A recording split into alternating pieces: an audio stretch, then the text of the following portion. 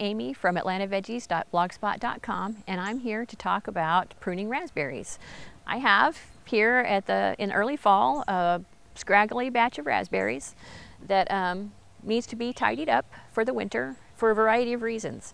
And before I do that, I put on gloves to protect my hands, because these all have stickers. Almost every kind of raspberries has some kind of prickly type sharp things. And I also have a pair of pruners that are sharp and fit my hands, and that's important. They need to be comfortable for you to use if you have very many things to work with. One of the reasons we work on pruning raspberries is to get these old canes out. This is a cane that is 2 years old.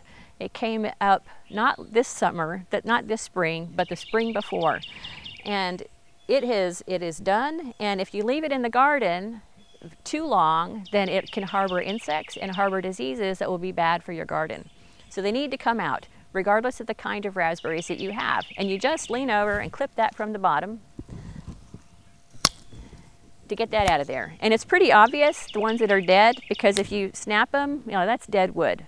And every now and then you get a wrong one by mistake, but there's so many raspberries, typically that's not a disaster. Now this particular kind of raspberries is heritage. It's a primocane type, and they're erect. The primocane types fruit on new wood the very first year. So this particular cane here that still has icky looking leaves on it, this one came up this spring, and it was brand new, and you can see that it had berries on it just recently, here at the end of the summer and early fall. And so for this one, because this is new, and I'm gonna leave this one to fruit again next spring, I'm just going to take off this top part to keep it kind of under control, so that when it fruits again, it doesn't fall over and make a big old mess. So I'm just going to get rid of that part for this primocane raspberry, and I'll take out, by the time I'm done, all of these old canes will be out, and the canes that came up this year will all be a little bit shorter, and any that are just too spindly, I'll also take down to the bottom. If I was working in my primocane, in my floricane beds, because I have black jewel raspberries out in the front, those are a little bit different. I don't worry about their long trailing bits. I just let them, because they just go and go and go. They're trailing. I just let those go and try to tie those up. If they're touching the ground, I try to trim those bits off so they don't touch the ground, because that'll just make a mess. But mostly they just need to have their old canes pruned out. And any new canes that need to be tied up can be tied up if you have a trellis or a pole system that you're working with. Are important. And actually for primocane raspberries, there's another school of thought.